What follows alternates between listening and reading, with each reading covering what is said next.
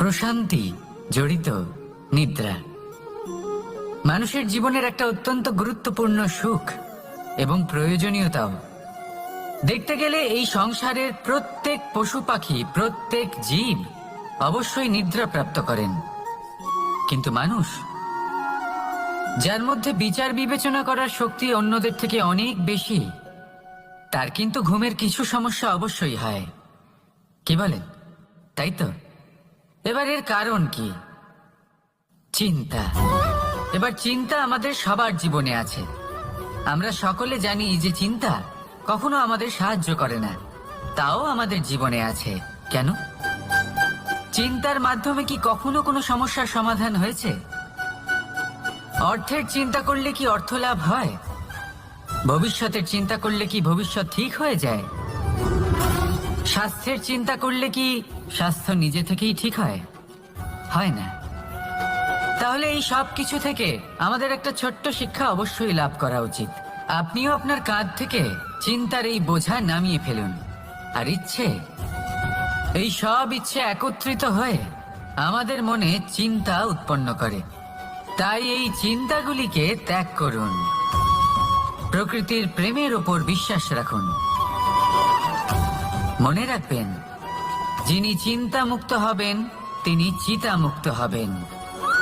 সুখের নিদ্রা প্রাপ্ত করুন, আর নিদ্রায় যাবার আগে আমার সাথে ভালোবেসে বলুন, রাধা রাধা। মহাদেব, সেই দেবতা যিনি মহান, যাকে দেবতাদের দেবতা বলা হয়, যিনি হলেন আমার আরাধ্য। কখনো আপনার মনে এই প্রশ্ন এসেছে যে শিবকেই কেন মহাদেব বলা হয়, অন্য কোনো দেবতাকে কেন বলা হয় না? সেই কারণ মহাদেবের মধ্যে, ওনার মধ্যে এমন এক বিশেষ গুণ রয়েছে যা অন্য কারণ নেই। তা হলো নিঃস্বার্থ হয়ে মানুষের সেবা করা। যদি প্রয়োজন পড়ে, যদি সৃষ্টির পথে বিনাশের কালো মেঘ ছেয়ে থাকে, তখন নিজের প্রাণের চিন্তা না করে হলাহল পান করার জন্য প্রস্তুত থাকেন মহাদেব। আর এই অদ্বিতীয় ত্যাগের জন্যই শিবকে মহাদেব বলে ডাকা হয়। এবার যদি কোনো মানুষও নিঃস্বার্থ ভাবনার দ্বারা নিজেকে অর্পণ করে দেয় এই জগতের কল্যাণের জন্য, মানুষের সেবার জন্য, তাহলে তিনিও মহাপুরুষ, মহামানব হতে পারেন। যদি কেউ অভুক্ত থাকেন, তাহলে নিজের থালা থেকে অর্ধেক খাবার তাকে দিয়ে দিন। যদি কেউ অসুস্থ হন, তাহলে তাকে সেবা করার, চিকিৎসা করার চেষ্টা করুন। এই জীবন শুধু নিজের জন্য নয়, অন্যদের প্রতি, সমস্ত সংসারের প্রতি উৎসর্গ করুন। যদি এই সব মানুষ শিখে যান, তাহলে তিনি মহাদেবের পথে অগ্রসর হতে পারেন। যদি মানুষ নিঃস্বার্থ ভাবনার দ্বারা এই সংসারের সেবা করতে শিখে যান, তাহলে তিনি নিশ্চিত রূপে মহামানব অবশ্যই হতে পারবেন। আসুন আমার সাথে ভালোবেসে বলুন, রাধা রাধা। স্বর্ণ, হিরে, মুক্ত, মানিক, এই সব কিছুকে আগে পাথর বলা হতো। তাহলে এমন কি হলো যে এদের রত্ন বলা হয়? আর রত্ন তা বাস্তবে আসলে কি? এটা হলো সেই পাথর যাকে আগে আগুনের তাপ সহ্য করতে হয়েছে, পরখ করা হয়েছে, যাচাই করা হয়েছে, এদের কাটার চেষ্টা করা হয়েছে, কিন্তু তারা কখনোই নষ্ট হয়নি, বরং তারা আরো উদ্ভাসিত হয়েছে, আরো উজ্জ্বল হয়েছে, এই সংসারে আরো প্রকাশ ছড়িয়ে দিয়েছে। সেই জন্য এরা হলো এত অমূল্য, সেই জন্য এরা হলো বহুমূল্য, সেই জন্য এদের রত্ন বলা হয়।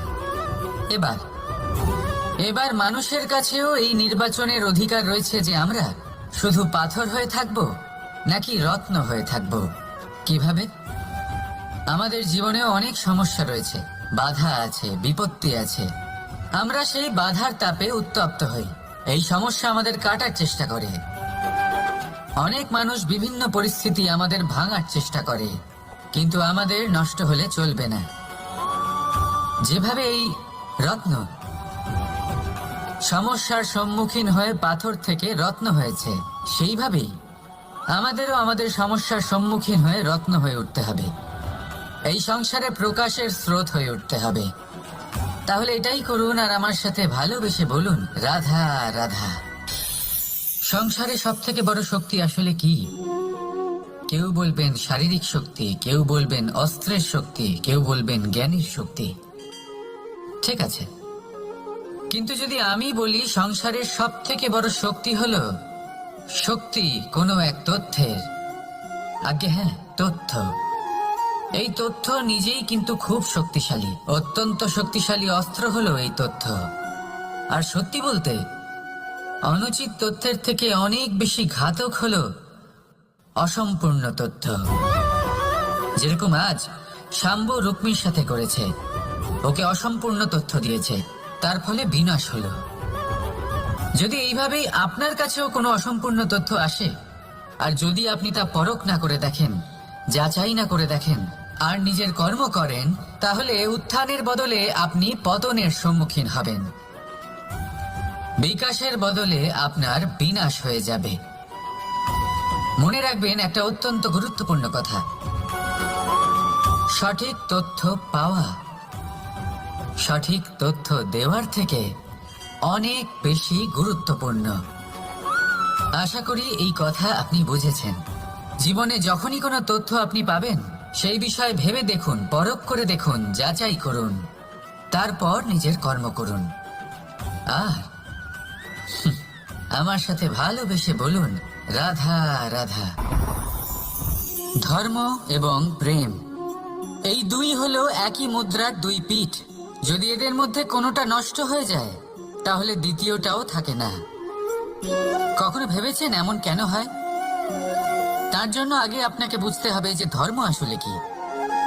ধর্ম সেটাই যা এই সংসারের প্রত্যেক মানুষকে একে অপরের সাথে সুখ এবং শান্তিতে থাকতে প্রেরণা যোগায়। এই প্রেরণার আধার হলো প্রেম। প্রেম সেটাই যা আপনার মধ্যে অন্য কারোর প্রতি করুণাবোধ জাগিয়ে তোলে, সম্মান জাগিয়ে তোলে। এবার যদি প্রেম চলে যায়, তাহলে সবার আগে বিনাশ হবে সম্মান আর করুণাবোধের। এবার যেখানে না প্রেম রয়েছে, না সম্মান রয়েছে, না করুণা রয়েছে, সেখানে ধর্ম কিভাবে বাস করবে?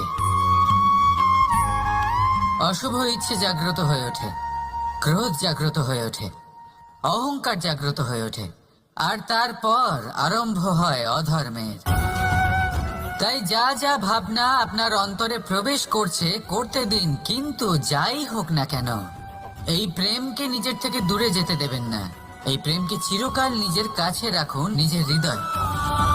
আর এই প্রেম ভাব নিয়ে বলুন, রাধা রাধা।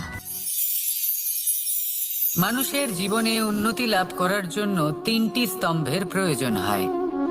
প্রথম স্তম্ভ শিক্ষা। এই শিক্ষা আমাদের জ্ঞান প্রদান করে। দ্বিতীয় স্তম্ভ ব্যবসা, যার দ্বারা আমরা ধন উপার্জন করি। তৃতীয় স্তম্ভ হলো আমাদের ঈশ্বর, আমাদের ইষ্ট। এনার সাথে যদি আমরা জুড়ে থাকতে পারি, তাহলে এমন একটা মানসিক বল আপনি লাভ করবেন যেটা এই সংসারে আর কোথাও পাওয়া সম্ভব নয়। কিন্তু মানুষ অনেক সময় জীবনে এই তিনটি স্তম্ভ লাভ করা সত্ত্বেও সামনে অগ্রসর হতে পারেন না। তখনও জীবনে কঠিন পরিস্থিতি আসতেই থাকে। এমনটা ঠিক কেন হয়? কারণ সে জীবনে এই তিনটি স্তম্ভ লাভ করে নেয়, জীবনে প্রয়োগও করে, কিন্তু তার ভিতের কথা সে ভুলেই যায়। যেমন প্রথম স্তম্ভ অর্থাৎ শিক্ষা। এই শিক্ষার আধার হলো শুভ চেতনা। যদি অন্তরে শুভ চেতনা না থাকে, তাহলে এই শিক্ষার কোনো গুরুত্ব থাকে না। দ্বিতীয় স্তম্ভ ব্যবসা। পরিশ্রম করে উপার্জন করতে হবে, এই কথাটা আমরা সবাই জানি এবং সবাই চেষ্টাও করি। কিন্তু ব্যবসা করতে করতে আমরা এটা ভুলে যাই আমাদের ব্যবহার কেমন হয়ে পড়েছে। এই ব্যবহার যদি শুভ হয়, তাহলে আমাদের উপার্জন আস্তে আস্তে একটা স্থির জায়গায় এসে পৌঁছবে। এবং তৃতীয় স্তম্ভ আমাদের ভগবান। যদি ওনার স্মরণে আপনি যেতে চান, তাহলে তার পূর্বে নিজের মা বাবাকে সেবা করুন, তাদের যত্ন করুন, তাদেরকে ভালোবাসুন, কারণ ওনারাই হলেন এই সংসারে আপনার সব থেকে বড় ইষ্ট। তাহলে তিন স্তম্ভের সাথে সাথে তাদের আধারকেও নিজের জীবনে প্রাধান্য দিন। কোনো সমস্যা আসবে না, জীবনে একের পর এক উন্নতি করবেন এবং এই মন প্রসন্ন হয়ে বলবে, রাধা রাধা। সুখ, দুঃখ, এবং শক্তি। এই তিন হলো এই সংসারের ত্রিদেবের মতো। আমাদের জীবনে যা কিছু ঘটছে এই তিনটির ভিত্তির উপরেই হচ্ছে। আসলে এই সংসারের একটা নিয়ম আছে, যখনই আপনি কিছু লাভ করেন এই সংসার আপনার পরীক্ষা নেয়। এটা জানার জন্য আপনার পরীক্ষা নেয় যে আপনি যা কিছুই লাভ করেছেন আপনি কি আদৌ সেটার যোগ্য কিনা। ঠিক সেইভাবেই এই সুখ, দুঃখ এবং শক্তি আপনার পরীক্ষা নিয়ে থাকে। যখন সুখ আসে তখন সে আপনার পরীক্ষা নেয় যে আপনার মধ্যে অহংবোধ জাগ্রত হয়নি তো। যদি অহংবোধ চলে আসে তাহলে সুখ সেখানেই সঙ্গ ত্যাগ করে। দুঃখ আপনার ধৈর্যের পরীক্ষা নিতে থাকে, আর যদি আপনার মধ্যে ধৈর্য না থাকে তাহলে এটা আপনাকে আরো বেশি দুঃখের গভীর অন্ধকারে ঠেলে দেবে। সেখানে শক্তি পরীক্ষা নেয় আপনার বিনম্রতার। যদি আপনি বিনম্র না হন তাহলে হয় এই শক্তি আপনার সঙ্গ ত্যাগ করবে, নয় এই শক্তি বিনম্রতার অভাবে আপনার পতনের কারণ হতে পারে। এই সংসারে যে কোনো ব্যক্তি যিনি এই পরীক্ষায় উত্তীর্ণ হয়ে থাকেন এই জীবনে তিনি সাফল্য লাভ করেন। আসুন আমার সাথে ভালোবেসে বলুন, রাধা রাধা। ভয়ের সাথে আমরা সবাই পরিচিত, কষ্ট আমরা সবাই পেয়েছি। কখনো কখনো আমরা অসুস্থ হয়ে পড়ি, আর এমন সময় হলে মাতার মমতা, কখনো বাবার স্নেহ, কখনো বন্ধুদের পাশে থাকার অনুভূতি আমাদের রোগ নিরাময়ে সাহায্য করে। কখনো যদি আমরা নিরাশ হয়ে পড়ি, তখন যদি আমাদের কোনো আপনজন আমাদের দুটো ভালো কথা বলে তখন আমাদের মনোবল বেড়ে যায়। ঠিক তেমন সংসারের এই রঙ্গমঞ্চে যদি আপনি পীড়িত অনুভব করেন, কিছু শুভ কথা আলোচনা করুন, কিছু স্তুতি গান করুন, কিছু মুহূর্তের জন্য হলেও নিজের ইষ্টদেবের কথা স্মরণ করুন আর প্রার্থনা করুন। সাহস বাড়বে, শক্তিও বৃদ্ধি পাবে এবং সামনে এগিয়ে চলার পথও দেখতে পাবেন। তখন এই মন প্রসন্ন হয়ে বলবে, রাধা রাধা। এই সংসারে কখনো কোনো ব্যক্তিকে তার বাইরের পোশাক দেখে বিচার করার চেষ্টা করবেন না, এটা খুব বড় ভুল করবেন। যেমন আমরা জীবনে অনেক সময় এমন করি, ধরুন কোথাও একটা গাছ দেখলাম, খুব বিশাল আকারের একটা গাছ, যেটা মাটির থেকে অনেক উঁচুতে পৌঁছে গেছে, যার বিশাল শাখা আছে। সেগুলো দেখে আমরা ভাবি যে এই গাছে হয়তো কত সুস্বাদু ফল আছে, আমরা সেই গাছের পরিচর্যা করতে থাকি। আবার অন্যদিকে হলো একটি তৃণ, যেটা মাটি থেকে কিছুটা উঁচুতে পৌঁছেছে, কিন্তু সেই তৃণর নিচে, মাটির নিচে অত্যন্ত সুস্বাদু ফল বা সবজি জন্ম নেয়, যা আমাদের স্বাস্থ্যের পক্ষে অত্যন্ত উপকারী। সেই জন্য কখনো আবরণ দেখে কাউকে বিচার করতে চেষ্টা করবেন না। তার বদলে এটা বোঝার চেষ্টা করুন যে আপনার সামনে যে ব্যক্তি আছে বা বস্তু আছে তার বিশেষত্ব কি। যদি এই বিশেষত্ব বোঝার ক্ষমতা আপনি অর্জন করেন, যদি এই শিল্প আপনি নিজের ভেতরে জাগ্রত করেন, তাহলে এই সংসারে বিশেষত্ব কি সেটা আপনি জানতে পারবেন। আর এই সমস্ত খেলা দৃষ্টি থেকে নয়, দৃষ্টিভঙ্গি থেকে জন্ম নেয়। দৃষ্টিভঙ্গি সবসময় শুভ রাখুন আর আমার সাথে ভালোবেসে বলুন, রাধা রাধা। যখন আমরা কোনো বনে প্রবেশ করি তখন এই সবুজ ঘাস দেখে, এই কোমল ঘাস দেখে আমাদের মন প্রফুল্ল হয়ে ওঠে। ভিন্ন ভিন্ন প্রজাতির ফুল, ভিন্ন ভিন্ন রঙের ফুল দেখে এই মন আনন্দে ভরে ওঠে। এখানে শিশুরা আনন্দ লাভ করে, বড়রা ভোজন গ্রহণ করেন, কথাবার্তা বলেন, হাঁটাহাঁটি করে বেড়ান। এবার ভেবে দেখুন, যখন এই উপবনের নির্মাণ হয়েছিল সেই সময় যদি এই মাটিকে সঠিকভাবে খনন না করা হতো, যদি তাতে সঠিকভাবে বীজ রোপণ না করা হতো, যদি কোনো সংঘর্ষ না হতো, পরিশ্রম না করা হতো, যদি চলতে চলতে পায়ে কাঁটা না বিঁধে যেত, তাহলে এই সুন্দর বন দেখে আমরা কি এই আনন্দ লাভ করতে পারতাম? কখনোই নয়। ধরুন কোনো নদীর তটে সুন্দর একটি বন আছে, সেই বনের আনন্দ লাভ করতে গেলে আপনাকে সেই নদী পার করতেই হবে। যদি সুখের নদীর কাছে পৌঁছতে চান তাহলে তটে যে কাঁটা রয়েছে সেগুলোর সাথে সংঘর্ষ করতেই হবে।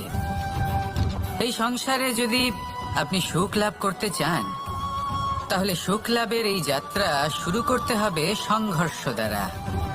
তাহলে সংঘর্ষকে স্বাগত জানান, এর পেছনেই সুখ রয়েছে যা আপনার জন্য অপেক্ষা করছে।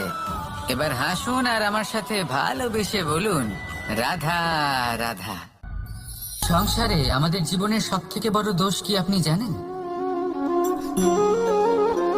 কেউ বলবেন লোভ, কেউ বলবেন লালসা, কেউ বলবেন অসত্য। দেখুন, দুঃখের মূল কারণ হলো পরিশ্রম না করা। কিছু মানুষ ভাবেন যে আমি জীবনে কোনো পরিশ্রম করব না, অথচ আমি সবকিছু প্রাপ্ত করতে চাই। আর এমন এক কারণের জন্যই দূতের মতো খেলা আমাদের জীবনে প্রবেশ করার সুযোগ পায়। দূত, এই দূত আসলে কি? দূত অর্থাৎ কোনো পরিশ্রম ছাড়াই অন্য কেউ পরিশ্রম করে যা অর্জন করেছেন, যে সুখ সুবিধা অর্জন করেছেন, তা নিজের জন্য শুধুমাত্র একটা খেলার মাধ্যমে নিজের করে নেবার ইচ্ছে। আর এই ইচ্ছে অত্যন্ত বিনাশকারী হতে পারে।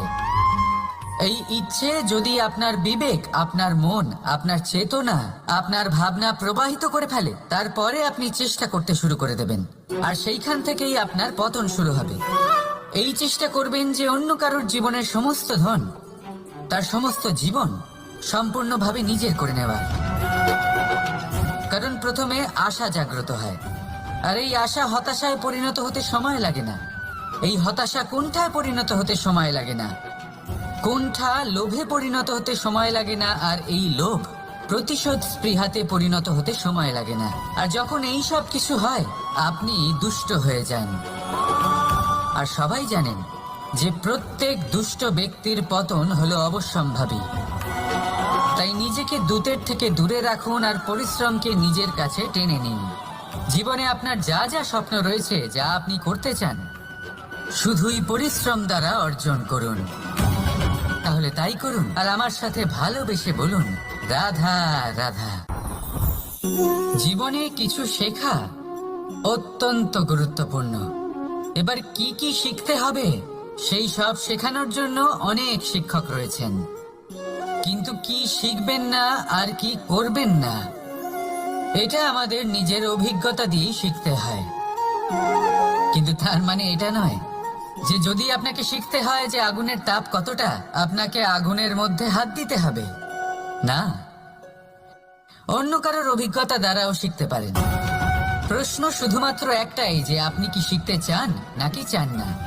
যদি আপনি এটাই ভাবেন যে আমি শুধুই নিজের অভিজ্ঞতা দ্বারাই শিখতে চাই, তাহলে জীবনকাল ছোট মনে হবে, অনেক কিছুই শিখতে পারবেন না। তাই নিজের সাথে সাথে বড়দের অভিজ্ঞতা দ্বারাও শেখা শুরু করে দিন।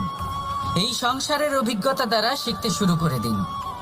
আর এটা নিশ্চিত রূপে শেখা আবশ্যক যে কখন কি করবেন না, কোথায় থামতে হবে আর কোথায় থামবেন না।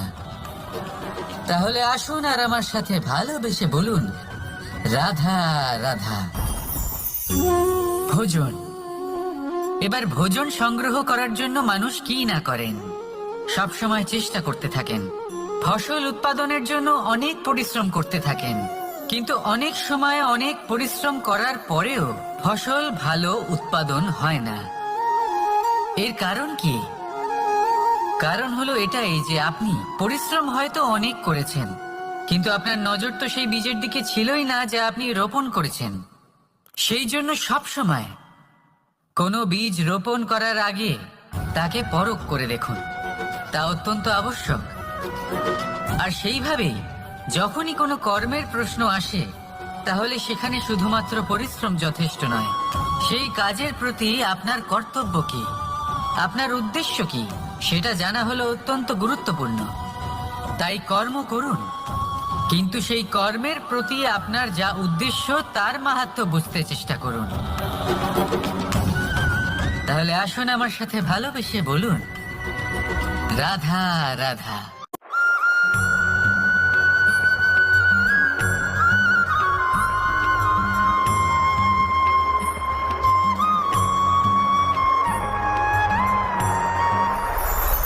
কখনো কখনো আমরা ভাবি যে কোনো ব্যক্তি যিনি ধর্মের পথে চলেছেন, যদি তার দ্বারা কোনো ভুল হয়ে থাকে তাহলে নিয়তি তাকে সেই মুহূর্তেই কঠোর শাস্তি দেন। কিন্তু সেই সব মানুষ যারা সংসারের সবথেকে বড় অধর্মী, বহু নিকৃষ্ট মানের কাজ করেন, তাদের নিয়তি অনেক সুযোগ দেন। তাদের নিয়তি এরকম কঠোর প্রহার করেন না। এই ভাবনা কখনো না কখনো মনে আসেই। ভেবে দেখুন কেন? আসলে জীবনকে বেশিরভাগ মানুষ একভাবেই দেখে থাকেন, বিভিন্ন স্তরে একে দেখা উচিত। এবার আপনি বলুন, এই সংসারে কোনো অধর্মী কখনো প্রেরণার উৎস হতে পারেন? কখনোই নয়। যে মানুষ নিজের আত্মাকে মলিন করে ফেলেছেন, তিনি এই সংসারকে কিভাবে প্রেরণা যোগাবেন?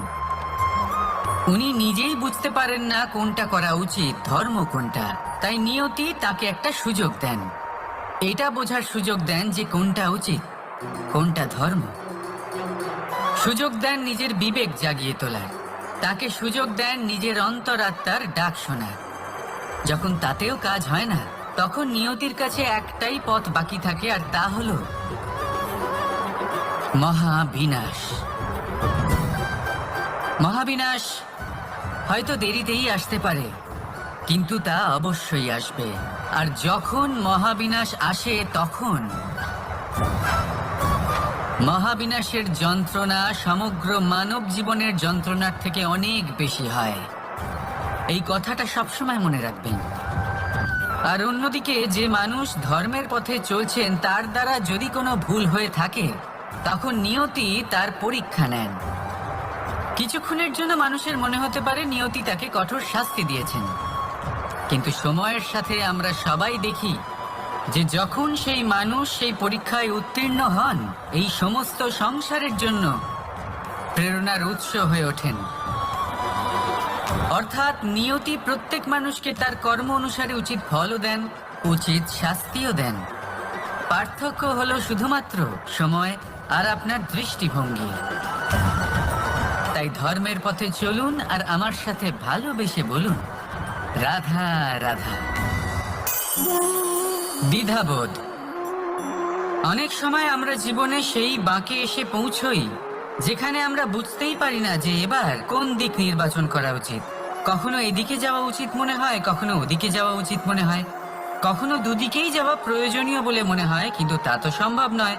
কখনো কখনো এটা মনে হয় যে এখানেই থেমে যাওয়া ভালো, কোথাও না যাওয়াই শ্রেয়। এবার একেই তো দ্বিধাবোধ বলে। সংসারে এমন কোনো দ্বিধা নেই যার সমাধান সম্ভব নয়। এই দ্বিধাবোধ স্বাভাবিক। আর আপনার এই দ্বিধাকে আমি একটু সরল করে দিই। দ্বিধাগ্রস্ত হয়ে নির্বাচন করলে তখন এটা মাথায় নিয়ে করবেন যে আপনার এই নির্বাচনের ফলে এই সংসারের ওপর, এই সমাজের ওপর কি প্রভাব পড়তে পারে। নিজের লাভ ক্ষতির বিষয়ে ভাবা ছেড়ে দিন আর কর্ম করুন সংসারের মঙ্গলের জন্য, আগামী প্রজন্মের মঙ্গলের জন্য। ভাবুন আপনার এই নির্বাচনের জন্য কিভাবে তাদের জীবনের উদ্ধার সম্ভব। কারণ এই ভাবনাই হলো উচিত ভাবনা। কারণ অনেক সময় ওষুধ একটু কড়া মনে হতেই পারে, কিন্তু এই ওষুধই তো রোগ মুক্তি ঘটায়। সেইভাবে আপনাকেও এই দ্বিধার